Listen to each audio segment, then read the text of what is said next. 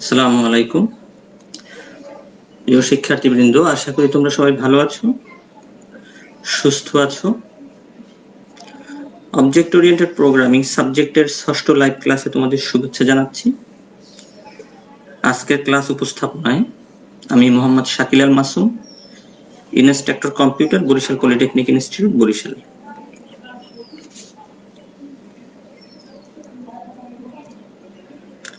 আজকে আমি তোমাদের ষষ্ঠ অধ্যায় নিয়ে আলোচনা করব। ষষ্ঠ অধ্যায়ের নাম হচ্ছে understand looping statements of C sharp. এখানে কন্টেন্টস গুলো দেওয়া রয়েছে।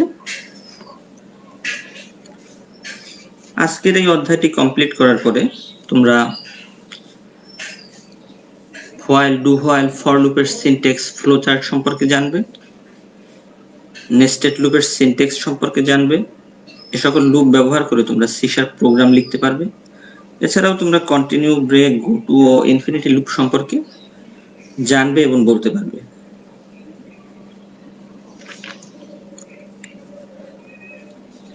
আমরা যখন একটি প্রোগ্রাম লিখি তখন প্রোগ্রামের স্টেটমেন্টগুলো কিন্তু ধারাবাহিকভাবে নির্বাহ হয়।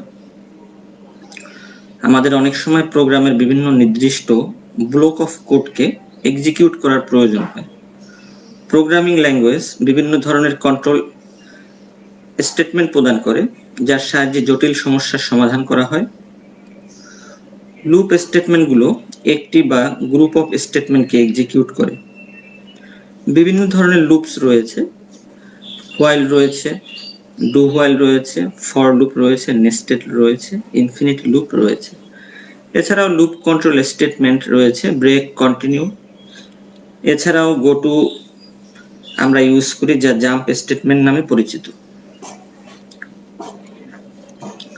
আমরা এখন বিস্তারিত জানবো এই সকল লুপগুলো সম্পর্কে। প্রথমে আমরা দেখি যে হোয়াইল লুপ। হোয়াইল লুপ কিভাবে কাজ করে। হোয়াইল লুপ ততক্ষণ কাজ করে যতক্ষণ হোয়াইলের কন্ডিশনটি ট্রু হয়। সিনট্যাক্স দেখি।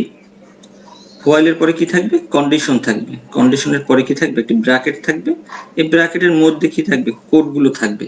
যদি এই কন্ডিশন যদি ট্রু হয় তাহলে কি করবে? এই কোডগুলোকে সে এক্সিকিউট করবে। আর কন্ডিশন যদি ফলস হয় তাহলে কিন্তু সে এই কোডগুলোকে কিন্তু এক্সিকিউট করবে না। ফ্লোচার্ট। প্রথমে কি রয়েছে? কন্ডিশন। কন্ডিশন যদি ট্রু হয় তাহলে স্টেটমেন্ট কাজ করবে, আর কন্ডিশন যদি ফলস হয় তাহলে কি হবে? সে বের হয়ে যাবে। এবং কন্ডিশনটি ততক্ষণ কাজ করবে যতক্ষণ না পর্যন্ত কন্ডিশনটি ফলস না হয়।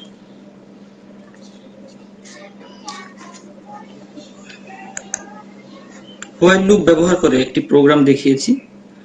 এই প্রোগ্রামটির কাজ হচ্ছে 1 থেকে 100 পর্যন্ত সংখ্যাকে সে শো করবে। এই জন্য আমি একটি ভেরিয়েবল নিয়েছি, i এর মান হচ্ছে 1। এরপরে আমি লিখেছি i less than equal two 10। তার মানে i এর মান হচ্ছে 1 লেস দ্যান ইকুয়াল টু 10। কন্ডিশনটি যদি ট্রু হয় তাহলে কি হবে? console.writeLine এই লাইনটি কাজ করবে। তাহলে i এর মানটাকে সে প্রিন্ট করবে কত? 1 করবে। এরপর কি করবে? i++। i++ মানে আমরা জানি i ইকুয়াল টু i+1। তাহলে কি হবে? i এর মান এখন কত হবে? i এর মান হবে এখন 2। 2 লেস দ্যান ইকুয়াল টু 10। কন্ডিশনটি কি? ট্রু। এই যে আমি এখানে তোমাদেরকে একটু দেখিয়েছি তোমাদের সুবিধার্থে। যখন 2 হবে তখন কি হবে? 2 লেস দ্যান 10। কন্ডিশনটি কি? ট্রু। তাহলে কি হবে? 2 এর মানটাকে কিন্তু সে প্রিন্ট করবে। এরপর কি হবে? i++। তার মানে i এর সাথে আবার 1 যোগ হবে। তাহলে i এর মান এখন কত হবে? 3। এরপরে আবার এখানে যাবে, হোয়াইল লুপে গিয়ে সে দেখবে যে 3 লেস দ্যান ইকুয়াল টু 10। তার মানে কি? কন্ডিশনটি ট্রু। এভাবে সে পর্যায়ক্রমে যখন 10 হবে i এর মান, তখন 10 less than equal two 10, condition true, তখনও কিন্তু 10 প্রিন্ট হবে। তাহলে 1 থেকে কিন্তু 10 পর্যন্ত প্রিন্ট হবে। এরপরে যখন তারপর কিন্তু এখানে কিন্তু এই লাইনটাই আসবে, যখন 10 প্রিন্ট করার পরে i++ মানে i+1 মানে কত? 11। 11 লেস দ্যান ইকুয়াল টু 10। কন্ডিশনটি যখন ফলস হবে তখন কিন্তু সেই লুপ থেকে বের হয়ে যাবে। তাহলে কিন্তু আমরা এই হোয়াইলের মাধ্যমে, এই প্রোগ্রামের সাহায্যে কিন্তু আমরা 1 থেকে 10 পর্যন্ত কিন্তু আমরা সংখ্যাটা কিন্তু আমরা আউটপুটে পাবো। এরপরে আমরা দেখি যে ডু হোয়াইল সম্পর্কে যদি আমরা জানি তাহলে আমরা কি দেখতে পাই ডু হোয়াইল সম্পর্কে ডু এর মানটাকে কিন্তু সে প্রিন্ট করবে। এরপরে কি হবে এরপরে ডু হোয়াইল যার সিনট্যাক্স দেখি আমরা ডু এর পরে কি হবে কোডগুলো থাকবে। ডু মানে কি করো, সে কিন্তু এই কোডগুলোকে সে এক্সিকিউট করবে, করার পরে কিন্তু সে হোয়াইল কন্ডিশন হোয়াইলে আসবে, তারপরে কিন্তু সে হোয়াইল কন্ডিশনটাকে কিন্তু চেক করবে। তাহলে কিন্তু শুরুতেই কিন্তু সে কি করবে ডু এর পরে যা স্টেটমেন্ট থাকবে সেগুলো কিন্তু এক্সিকিউট করবে, করার পরে কিন্তু সে হোয়াইল কন্ডিশন চেক করবে। আমরা দেখি ফ্লো চার্ট দেখি আমরা ডু এর পরে কি রয়েছে স্টেটমেন্ট, তাহলে স্টেটমেন্টটাকে এক্সিকিউট করবে, করার পরে কি হবে কন্ডিশনটাকে চেক করবে, কন্ডিশন যদি ট্রু হয় তাহলে সে কি করবে আবার স্টেটমেন্টটাকে এক্সিকিউট করবে। তো যখন স্টেটমেন্ট যখন ফলস হবে তখন কিন্তু সে পূর্ববর্তী স্টেটমেন্ট বা ডুটাকে কিন্তু সে কার্যকর করবে না, সে কিন্তু পরে নিচে নেমে আসবে, পরবর্তী যে কোডগুলো থাকবে সেটাকে কিন্তু সে এক্সিকিউট করবে। আমরা ডু হোয়াইল লুপ ব্যবহার করে একটি প্রোগ্রাম দেখি। এখানেও আমি 1 থেকে 10 পর্যন্ত সংখ্যাকে আউটপুটে দেখানোর একটি প্রোগ্রাম এটি। আমরা এই সকল লাইনগুলো সম্পর্কে তোমরা জানো। আমরা একটা ভেরিয়েবল নিলাম i = 1, এরপরে লিখলাম ডু console.writeLine i, তার মানে i এর মানটা কত 1, তাহলে প্রিন্ট করবে কত 1। এরপরে লিখলাম i++, i++ মানে আমরা জানি কি i = i + 1, তাহলে i এর মান কত হবে 2, 2 <= 10, কন্ডিশনটি কি ট্রু হলে কি হবে সে আবার এই ডুতে চলে যাবে, তাহলে কি হবে সে প্রিন্ট করবে 2, এরপরে আবার 3, তার মানে কি যখন 10 পর্যন্ত কিন্তু কি হবে কন্ডিশনটি ট্রু হবে এবং সে প্রিন্ট করতে থাকবে। যখন 10 এর পরে যখন এখানে যখন আমাদের 11 হবে তখন সে এখানে যখন চেক করবে 11 <= 10, কন্ডিশনটি ফলস হবে, তখন কিন্তু সে আবার এই ডুতে কিন্তু ফিরে যাবে না। তাহলে কিন্তু আমরা আউটপুটে কিন্তু পাবো 1 থেকে 10 পর্যন্তই কিন্তু আমরা পাবো।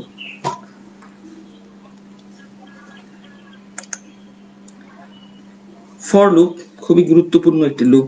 আমাদের বিভিন্ন ধরনের প্রোগ্রাম আমরা যদি এক নির্দিষ্ট পর্যন্ত সংখ্যাকে যোগ করতে চাই বা আমাদের প্রোগ্রামে বিভিন্ন কাজে কিন্তু আমরা ফর লুপটাকে কিন্তু ইউজ করি, এটি খুবই গুরুত্বপূর্ণ। এবং এই যেমন সি শার্পে যেমন এই ফর লুপটি রয়েছে, সি প্লাস প্লাস রয়েছে। এই ফর লুপ সাধারণত 3টি অংশ থাকে ফর লুপের, ইনিশিয়ালাইজেশন, কন্ডিশন, ইনক্রিমেন্ট অথবা ডিক্রিমেন্ট, 3টি অংশ নিয়ে কিন্তু একটি ফর লুপ গঠিত। তো প্রথমে কি থাকে ইনিশিয়ালাইজেশন, যে একটি ভেরিয়েবলের একটি প্রারম্ভিক মান থাকে, এরপর একটা কন্ডিশন থাকে যে আমি কত পর্যন্ত যেতে চাই সেটা হচ্ছে কন্ডিশন, এরপরে ইনক্রিমেন্ট বা ডিক্রিমেন্ট অংশ। এখন এই কন্ডিশন যদি ট্রু হয় তাহলে সে কি করে এই ভিতরের কোডকে কাজ করে, তারপরে কিন্তু সে ইনক্রিমেন্ট বা ডিক্রিমেন্ট করে, তারপরে আবার কন্ডিশনটাকে চেক করে, এভাবে কিন্তু ফর লুপ কাজ করে। ফ্লো চার্ট দেখি।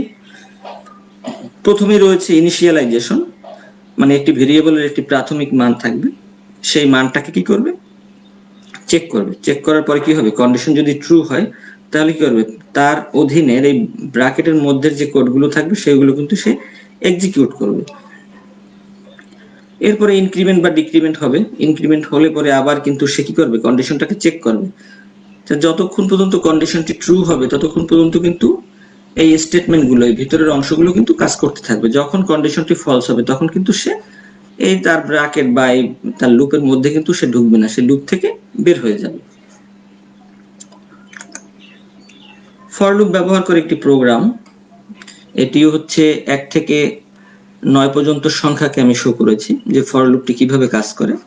তো আমরা জানি যে ফর লুপের 3টি অংশ থাকবে, যে প্রথমে বলেছিলাম যে ভেরিয়েবলটির একটি প্রারম্ভিক মান থাকবে, তাহলে এখানে প্রারম্ভিক মান কি আমি বলেছি যে 1 থেকে 9 পর্যন্ত সংখ্যাকে আউটপুটে আমি দেখাতে চাই, তাহলে কি i এর মান দিয়েছি কত 1, তারপরে আমি লিখলাম যে i <= দিয়েছি 10 দিয়েছি, তাহলে কি 9 পর্যন্ত আসবে, i++ মানটাকে বাড়াবে সে, এরপরে console.writeLine, তাহলে কিভাবে কাজ হবে যখন i = 1 হবে 1 <10 কন্ডিশনটি ট্রু হবে, ট্রু হলে কি হবে i এর মানটাকে প্রিন্ট করবে, প্রিন্ট করার পরে সে ইনক্রিমেন্ট করবে i++ হবে, তাহলে কি হবে i এর মান 2 হবে, 2 <10, তাহলে আবার 2টাকে প্রিন্ট করবে। এখানে একটু দেখিয়েছি তোমাদের সুবিধার্থে, যে প্রথমে কি ইনিশিয়ালাইজেশন, তারপরে কি চেক কন্ডিশন 2 নাম্বার ধাপে, তারপরে কিন্তু কি এক্সিকিউট স্টেটমেন্ট, যে লাইনটাকে সে প্রিন্ট করবে। 4 নাম্বার ধাপে কিন্তু গিয়ে সে ইনক্রিমেন্ট করছে, যে i প্লাস প্লাস i এর মান বাড়াচ্ছে। তারপরে কিন্তু 5 নাম্বারে গিয়ে কিন্তু সে আবার কন্ডিশনটাকে চেক করছে, আবার কিন্তু কোথায় যাচ্ছে, আবার 3 নাম্বার স্টেপে কিন্তু নেমে যাচ্ছে। তাহলে এভাবে কত, এভাবে যখন আমাদের 9 হবে, বাড়তে বাড়তে যখন 9 পর্যন্ত আসবে, 9 লেস দ্যান 10 কন্ডিশনটি কি হবে, ট্রু হবে। ট্রু হলে 9 এর মান প্রিন্ট করবে। এরপরে যখন 10 হবে, 10 লেস দ্যান 10 কন্ডিশনটি কি, কন্ডিশনটি কিন্তু ফলস, কারণ 10 হবে কি, 10 হচ্ছে 10 এর সমান। তাহলে এই কন্ডিশনটি আমরা কি পাবো, ফলস পাবো। ফলস পেলে কিন্তু সে তার এই যে লুপের বডির মধ্যে কিন্তু সে ঢুকবে না, তখন কিন্তু সে কি এই লুপ থেকে বের হয়ে যাবে। তাহলে কিন্তু আমরা পাবো 1 থেকে 9 পর্যন্ত সংখ্যাকে কিন্তু আমরা আউটপুটে আমরা দেখতে পারবো। আমরা নেস্টেড লুপ সম্পর্কে দেখব। নেস্টেড লুপ কি জিনিস, কোন একটি লুপের মধ্যে যদি আরেকটি লুপ থাকে তাকেই কিন্তু আমরা নেস্টেড লুপ বলি। সাধারণত নেস্টেড লুপগুলো দেখতে এরকমের, আউটার লুপ থাকে, তারপরে এই সেকেন্ড ব্র্যাকেট থাকে, এখানে আউটার লুপের স্টেটমেন্ট বডিটা থাকে, এরপরে থাকে ইনার লুপ। ইনার লুপ যেটা আমি আলাদাভাবে এখানে লিখেছি, ইনার লুপ। ইনার লুপ থাকার পরে আবার এই আউটার লুপের ব্র্যাকেট কিন্তু এখানে ক্লোজ হবে। তাহলে আউটার লুপের মধ্যে থাকবে একটি ইনার লুপ। এই ধরনের লুপকেই আমরা নেস্টেড লুপ বলবো। ইনার লুপ কমপ্লিট হওয়ার পর কিন্তু আউটার লুপের পুনরাবৃত্তি হবে, যে ইনার লুপ যতক্ষণ পর্যন্ত ফলস না হবে ততক্ষণ পর্যন্ত কিন্তু ইনার লুপ কাজ করতে থাকবে। যখন ফলস হবে তারপরে কিন্তু সে আউটার লুপে আবার যাবে আর কি। মানে প্রথমে তো সে স্টার্ট করবে, তারপরে সে ধারাবাহিকভাবে ঢুকবে, তারপরে ইনার লুপ যতক্ষণ পর্যন্ত ফলস না হবে ততক্ষণ পর্যন্ত কিন্তু ইনার লুপে সে কাজ করতে থাকবে, এরপরে সে আবার আউটার লুপে যাবে। এই বিষয়টা কিন্তু আমাদের একটু মনে রাখতে হবে। আমরা নেস্টেড লুপ ব্যবহার করে কি কি লুপ রয়েছে আমরা একটু সেগুলো দেখব। এটি খুবই গুরুত্বপূর্ণ, আমাদের খুবই কাজে লাগে। আমরা দেখব যে নেস্টেড হোয়াইল, যে আমরা জানি যে নেস্টেড হোয়াইল কি আসলে। যদি একটি নেস্টেড লুপের মধ্যে যদি আরেকটি হোয়াইল লুপ যদি থাকে তাহলে তাকে আমরা নেস্টেড হোয়াইল বলি।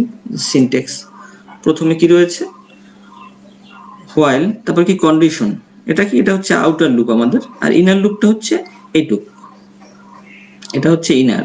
হোয়াইল কন্ডিশন ব্র্যাকেট তার স্টেটমেন্ট, এটা হচ্ছে আউটার লুপের স্টেটমেন্ট, এটা হচ্ছে ক্লোজ, এই ব্র্যাকেটের ক্লোজ করেছি এখানে। এটা হচ্ছে সিনট্যাক্স। আমরা যদি সিনট্যাক্সটাকে যদি মনে রাখি তাহলে কিন্তু আমরা প্রোগ্রাম লিখতে পারবো, বা এটার ব্যবহার সম্পর্কে কিন্তু ভালো আমরা জানবো কিন্তু। তো এখন একটি প্রোগ্রাম দেখি, নেস্টেড হোয়াইল কিভাবে কাজ করে আমি দেখি।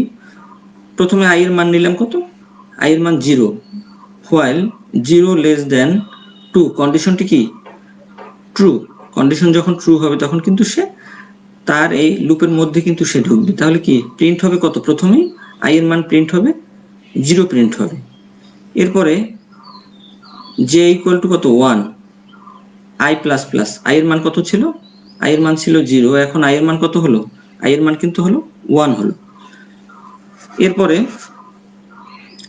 হোয়াইল j এর মান জানি আমরা 1 লেস দেন 2 কন্ডিশনটি কি, ট্রু। কন্ডিশনটি ট্রু হলে কি হবে, j এর মান প্রিন্ট হবে, j এর মান কত, j এর মান আছে 1। এরপরে j plus plus, j plus plus মানে কি, j এর মান 1 ছিল, 1 এর সাথে সে কি করলো, আবার 1 যোগ করলো, যোগ করার পরে সে আবার এই কন্ডিশনটাকে চেক করলো 2 লেস দেন 2, তাহলে কন্ডিশন কি হচ্ছে, ফলস হচ্ছে। যখন সে ইনার লুপ ফলস হচ্ছে তখন কিন্তু সে আবার আউটার লুপে চলে যাচ্ছে। আউটার লুপে আমরা জানি কত, i এর মান কত আছে, এখন 1 আছে, কিন্তু 1 লেস দেন 2 কন্ডিশনটি কি, ট্রু। তাহলে i এর মান প্রিন্ট হবে কত, 1। এরপরে j এর মান কত, আবার কিন্তু আমরা j এর মান কিন্তু 1 রয়েছে। এরপরে i প্লাস প্লাস, এখন i এর মান কত হলো 2, আর j এর মান হচ্ছে 1। আবার ইনার লুপে ঢুকবে, j 2 লেস দেন 2, j এর মান 1 লেস দেন 2 কন্ডিশনটি কি, ট্রু। তাহলে j এর মান প্রিন্ট হবে কত, 1 প্রিন্ট হবে, এটা নিচে রয়েছে, j এর মান হচ্ছে 1। এরপরে j plus plus, j plus plus মানে কি, j equal to j plus 1, তাহলে j এর মান এখন হবে 2 লেস দেন 2 কন্ডিশনটি কি হবে, ফলস হবে। ফলস হলে কিন্তু ইনার লুপে আর সে কাজ করবে না। এরপরে সে আবার আউটার লুপে চলে যাবে, আউটার লুপে i এর মান কত আছে, i এর মান কিন্তু এখন 2, টু লেস দ্যান টু কন্ডিশনটি কি, কন্ডিশনটি কিন্তু ফলস, তখন সে আর এই লুপের মধ্যেই কিন্তু ঢুকবে না। তাহলে কিন্তু আমরা আউটপুটে একবার আই এর মান পাবো কত, 0 পাবো, একবার জে এর মান 1, আই এর মান 1, আবার কিন্তু জে এর মানও কিন্তু আমরা 1 পাবো। আশা করি তোমরা বুঝতে পেরেছো। তাহলে হোয়াইল লুপে বা নেস্টেড লুপে আমাদের মনে রাখতে হবে যে ইনার লুপটি যতক্ষণ পর্যন্ত ফলস না হবে ততক্ষণ পর্যন্ত কিন্তু এটি কাজ করবে, যখন এটা ফলস হবে তখন কিন্তু সে আবার রিপিট করবে আউটার লুপটাকে, এইটুকু আমাদের মনে রাখতে হবে। এরপরে দেখবো আমরা যে nested do while. Nested do while কিভাবে কাজ করে, এখানেও সেম, যদি একটি ডু হোয়াইল লুপের মধ্যে যদি আরেকটি ডু হোয়াইল লুপ থাকে তাকেই কিন্তু আমরা নেস্টেড ডু হোয়াইল লুপ বলি। সিনট্যাক্স ডু, এটা হচ্ছে আউটার লুপ আমাদের, আউটার ডু হোয়াইল, আর এটা হচ্ছে আমাদের ইনার, এটা হচ্ছে আমাদের ইনার লুপ।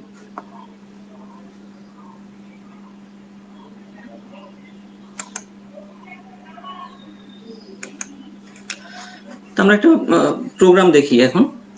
প্রথমে আই এর মান কত আছে, আই এর মান হচ্ছে 0, ডু আউটার লুপ। তাহলে আই এর মান সে প্রিন্ট করবে কত, প্রথমে আই এর মান সে প্রিন্ট করবে হচ্ছে 0 প্রিন্ট করবে। এরপরে আবার লিখলাম আমরা ইন্টিজার জে ইকুয়াল আই, মানে সোয়াপিং করলাম আমরা, আই এর মানটা এখন হচ্ছে 0, 0 এখন কোথায় যাবে, জে এর মধ্যে যাবে। তাহলে এখন জে এর মান কত হবে, জে এর মান কিন্তু হবে 0। আই প্লাস প্লাস, তার মানে কি আই এর মান ছিল 0, এখন আই এর মান কত হবে, আই এর মান হবে 1, জে এর মান কত রইল, জে এর মান কিন্তু 0।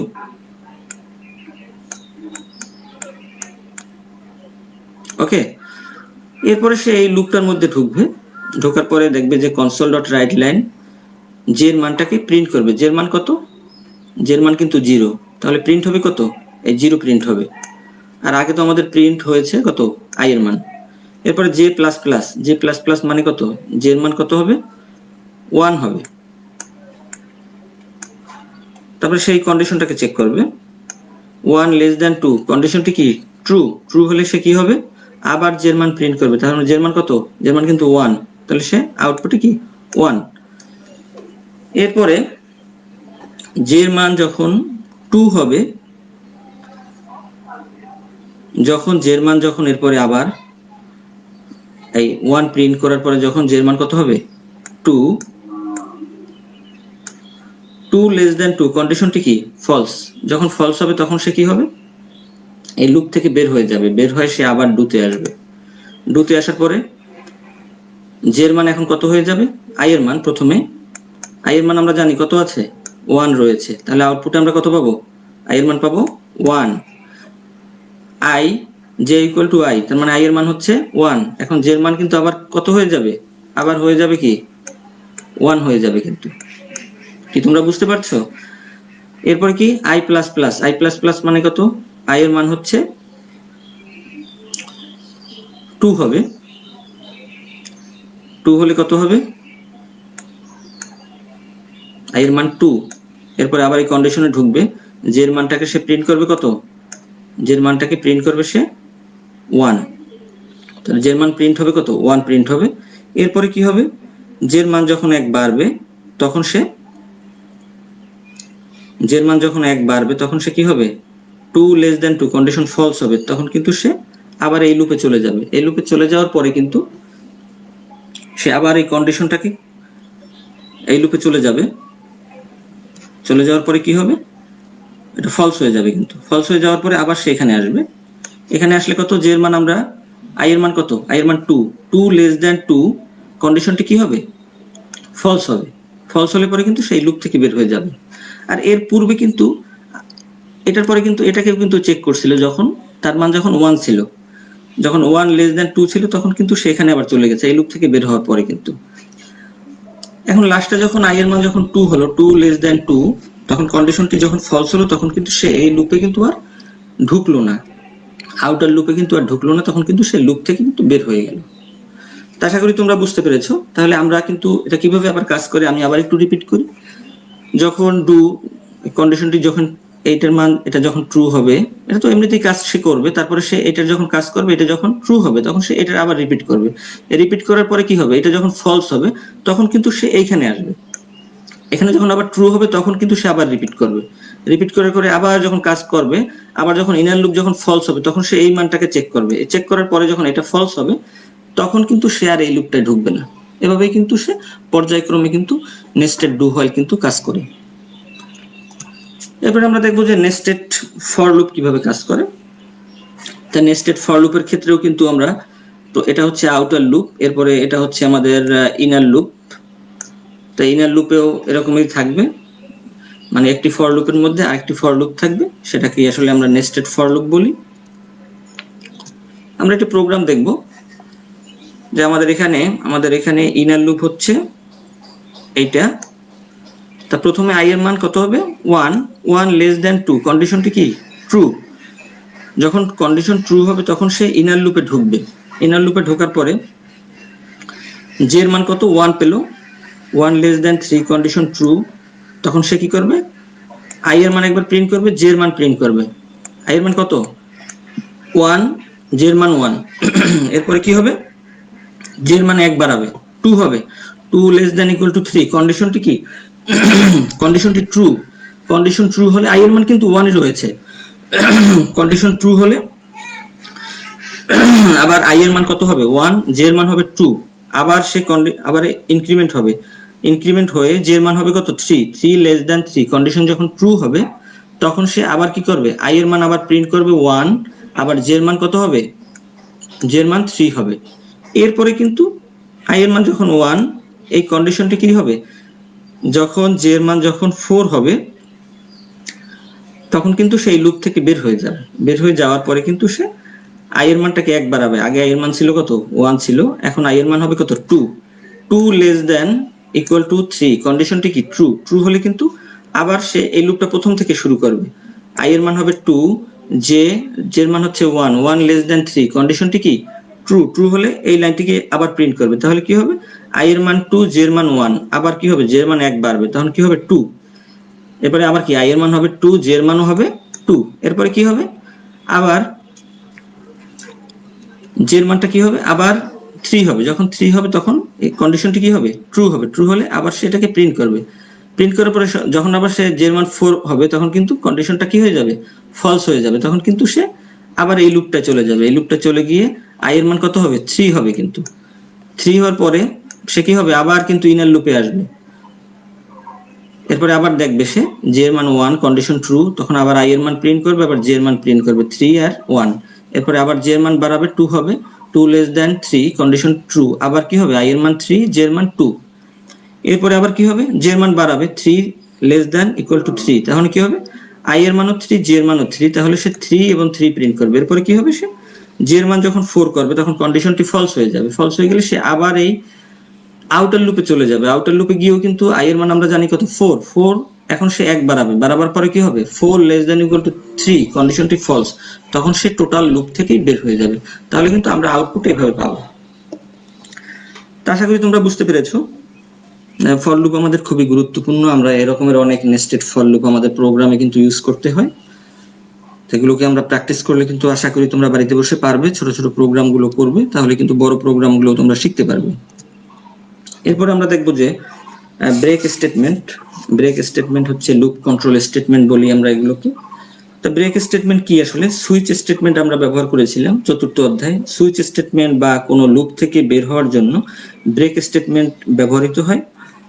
ব্রেক স্টেটমেন্ট যদি নেস্টেড লুপের মধ্যে উপস্থিত থাকে তবে এটি শুধুমাত্র যে লুপের মধ্যে ব্রেক রয়েছে তাকেই টার্মিনেট করে, যার সিনট্যাক্স হচ্ছে ব্রেক শুধুমাত্র লিখলেই হয়, তারপরে সেমিকোলন দিতে হয়। ফ্লোচার্ট যদি আমরা দেখি এখানে কি রয়েছে কন্ডিশন রয়েছে, কোনো লুপের কন্ডিশন যদি ট্রু হওয়ার সাপেক্ষে ব্রেক ব্যবহার করা হয় তবে লুপ থেকে বের হয়ে যাবে, এবং ট্রু হওয়ার পূর্ব পর্যন্ত কিন্তু লুপটি কাজ করতে থাকে। তো আমরা প্রোগ্রাম দেখি তাহলে আমাদের ধারণা অনেক ক্লিয়ার হবে। যেমন এখানে আমরা 1 থেকে 10 পর্যন্ত সংখ্যাকে আমরা শো করতে চাচ্ছি, একটি ফর লুপ ব্যবহার করলাম। এই ফর লুপের মধ্যে আমরা ব্যবহার করলাম এই ব্রেকটাকে। দেখেন প্রথমে যখন আছে কি 1 লেস দ্যান 10, কন্ডিশন সত্যি, তখন কি হবে সে আউটপুটে কিন্তু 4 পর্যন্ত কিন্তু আসবে। যখন i এর মান যখন 5 হবে তখনই কিন্তু কি হবে ব্রেক করবে সে, এবং ব্রেক করলে কিন্তু সে এই লুপ থেকে কিন্তু বের হয়ে যাবে। তাহলে কিন্তু আমরা কিন্তু আর এই 4 পর্যন্তই কিন্তু মানটাকে পাবো, কারণ কি আমরা লিখেছি যে ইফ I = 5 যদি হয় তাহলে কি হবে, ব্রেক হয়ে যাবে। কন্টিনিউ স্টেটমেন্ট, লুপের মধ্যে ঢোকার পর যদি নির্দিষ্ট কোনো কন্ডিশন সংঘটিত হয় তবে কন্টিনিউ স্টেটমেন্ট লুপের মধ্যের একটি ইটারেশনকে ব্রেক করে এবং লুপের পরবর্তী ইটারেশনগুলোকে কন্টিনিউ করে। এর সিনট্যাক্স হচ্ছে শুধুমাত্র কন্টিনিউ লিখতে হয়। ফ্লো চার্ট যদি আমরা দেখি, প্রথমে রয়েছে কি কন্ডিশন, নাল কোড, তারপরে কন্ডিশন, যদি কন্ডিশনটি ট্রু হয় তাহলে কি হবে, কন্টিনিউ, আর কন্ডিশনটি কি হবে, যদি ইফ কন্ডিশন যদি ফলস হয় তাহলে সে নিচের দিকে নামবে। তার মানে কি ফ্লো চার্টে আমরা দেখতে পাচ্ছি কি লুপের মধ্যে ইফ কন্ডিশন যদি ট্রু হয় এবং তারপরে যদি কন্টিনিউ থাকে তবে সেই নির্দিষ্ট অংশের কাজ ব্রেক করে বা বাদ দিয়ে পরবর্তী অংশের কাজ কিন্তু সে ধারাবাহিকভাবে সে চলতে থাকে। আমরা একটি প্রোগ্রাম দেখি, যে আমরা এখানেও একটি প্রোগ্রাম দেখিয়েছি যে 1 থেকে 110 পর্যন্ত সংখ্যাকে আমরা দেখাতে চাই। তো এখানে আমরা লিখেছি একটি কন্ডিশনকে ব্যবহার করেছি আমরা এখানে লিখলাম ইফ I = 5, যখন I যখন 5 হবে, যখন এই কন্ডিশনটি কি সে পাবে, তারপর লিখলাম কি কন্টিনিউ, তার মানে কি সে এই কন্ডিশনটিকেই শুধুমাত্র সে কি করবে, ইগনোর করবে বা বাদ দেবে, পরবর্তী অংশগুলোর কাজ কিন্তু সে করতে থাকবে। তাহলে আমরা আউটপুটে কিন্তু শুধুমাত্র 5 কে পাবো না, বাকি কিন্তু সবগুলোকে আমরা পাবো। এরপরে আমরা গো টু স্টেটমেন্ট দেখব। গো টু স্টেটমেন্ট হচ্ছে, গো টু স্টেটমেন্টকে আমরা প্রোগ্রামের স্বাভাবিক ফ্লোকে যদি আমরা পরিবর্তন করতে চাই তাহলে কিন্তু আমরা গো টু স্টেটমেন্টকে ব্যবহার করি। এটির সিনট্যাক্স হচ্ছে গো টু, তারপরে লেবেল স্টেটমেন্ট থাকবে। ফ্লো চার্ট, আমাদের প্রোগ্রামের ফ্লো সাধারণত কেমন হয়, যে একটা স্টেটমেন্ট থাকে, তারপরে আরেকটা স্টেটমেন্ট, তারপরে আরেকটা স্টেটমেন্ট, এভাবে থাকে। তো আমরা যদি সেই ফ্লোটাকে যদি ব্রেক করতে চাই তাহলে যদি আমরা গো টু লিখি, যে আমরা কোন স্টেটমেন্টে যেতে চাই যে কোনো জায়গায়, তখন কি হবে, সেই ফ্লোটাকে সে ব্রেক করে সে সেই জায়গায় চলে যাবে। তো আমরা একটা প্রোগ্রাম দেখলে আমাদের কনসেপ্ট ক্লিয়ার হবে, যে এখানে সুইচ স্টেটমেন্ট ব্যবহার করেছি, সুইচ স্টেটমেন্ট ব্যবহার করে একটি প্রোগ্রাম করেছি। তো আমরা জানি চতুর্থ অধ্যায়ে আমরা দেখেছি যে সুইচ স্টেটমেন্ট কিংবা এক্সপ্রেশনের মান এখানে কত, নাম্বার 20, এক্সপ্রেশনের মান কত আমাদের 20। তখন সুইচ স্টেটমেন্ট কি করবে, সে 20 কোথায় আছে সে খোঁজ করবে, কিন্তু সে কোথায় পাবে, সে কিন্তু এখানে পাবে, সে আউটপুটে দেখাবে কত, 20 দেখাবে। এরপরের লাইনটা কি লিখলাম, গো টু কেস 5, তাহলে সে কোথায় চলে যাবে, সে কিন্তু এই কেস 5 কিন্তু চলে যাবে। কেস 5 চলে গেলে সে আউটপুটে কি দেখাবে, কেস 5। তাহলে আমরা আউটপুটে কি পাবো, 20ও পাবো এবং কেস 5 পাবো।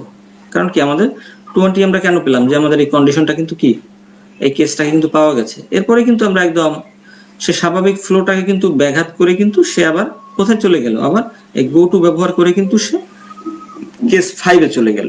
তাহলে আশা করি তোমরা বুঝতে পেরেছো গো টুরও আমাদের প্রয়োজন আছে। আমাদের প্রোগ্রাম করতে গেলে আমরা এই ধরনের প্রোগ্রাম করলে কিন্তু আমাদের ধারণাগুলো ক্লিয়ার হবে। এরপরে আমরা দেখব যে ইনফিনিটি লুপ সম্পর্কে আমরা জানবো, যে ইনফিনিটি লুপ কিভাবে কাজ করে। কোন ফর লুপের মধ্যে যদি ডাবল সেমিকোলন থাকে, আসলে এটা তখন ইনফিনিটি লুপ হিসাবেই এক্সিকিউট হয়, এভাবে যে ফর তারপরে দুটি সেমিকোলন। এখানে যে প্রোগ্রামটি রয়েছে এভাবে লিখলে পরে তারপরে ব্র্যাকেটের মধ্যে আমরা যে স্টেটমেন্টটাকে ব্যবহার করব এটা কিন্তু ইনফিনিটি টাইমস এক্সিকিউট হতে থাকবে। এটাই হচ্ছে আমাদের ইনফিনিটি লুপ। তো আমরা ইনফিনিটি লুপ কিভাবে ব্যবহার করতে পারি, তাহলে আমরা আউটপুট পেতেই থাকবো, আউটপুট আমাদের বন্ধ হবে না, ইনফিনিটি টাইম পর্যন্ত আমাদের আউটপুট চলতে থাকবে। তো আশা করি তোমরা আজকের এই অধ্যায়টি বেশ গুরুত্বপূর্ণ, এটি আমাদের যখন আমরা প্রোগ্রাম লিখি তখন কিন্তু আমাদের খুব ব্যবহার করতে হয়। তো আশা করি তোমরা বাড়িতে বসে এই জিনিসগুলোকে প্র্যাকটিস করবে, সিনট্যাক্সটা প্রথমে জানবে, তারপর ফ্লো চার্ট দেখবে, তারপর প্রোগ্রাম লিখবে। তাহলে কি হবে, তোমরা একাধিক প্রোগ্রাম লেখা প্র্যাকটিস করবে, তাহলে আশা করি তোমাদের কনসেপ্ট অনেক ক্লিয়ার হবে। তোমাদের এখানে কিছু হোমওয়ার্ক দেওয়া রয়েছে, সিনট্যাক্স এবং কিছু প্রোগ্রাম দেওয়া রয়েছে, তোমরা এর বাইরে অনেকগুলো প্রোগ্রাম লিখতে পারো এবং করতে পারো, তাহলে তোমাদের ধারণা তৈরি হবে। এইসব এই হোমওয়ার্ক গুলো তোমরা খাতায় লিখবে, লিখে তোমাদের শ্রেণী শিক্ষক তোমাদের এই কাজগুলো দেখবে। তোমাদের যদি কোনো প্রশ্ন থাকে তাহলে তোমরা আমাকে ইমেল করতে পারো বা আমাকে ইনবক্স করতে পারো। তোমরা এই ভিডিওটি আবার জাতীয় দক্ষতা বাতায়নের ওয়েবসাইটে বা ফেসবুক পেজে গেলে তোমরা দেখতে পারবে। তা আশা করি তোমরা সবাই ভালো থাকবে, সুস্থ থাকবে এবং এই যে অংশগুলো দেখানো হয়েছে এগুলোকে তোমরা প্র্যাকটিস করবে, কারণ 4 নাম্বার এবং 5 নাম্বার অধ্যায়, এই 5 এবং 6 নাম্বার অধ্যায়টি বিশেষ করে কিন্তু খুবই গুরুত্বপূর্ণ। কারণ দক্ষতা প্রোগ্রামিং এ অর্জন করতে হলে কিন্তু এই সকল স্টেটমেন্টগুলো সম্পর্কে জানাটা খুবই জরুরি। তা আশা করি তোমরা এগুলো প্র্যাকটিসের মাধ্যমে দক্ষতা অর্জন করবে, তোমরা দক্ষ মানব সম্পদ হিসেবে পরিণত হবে বলে আমি আশা করি। ধন্যবাদ সবাইকে।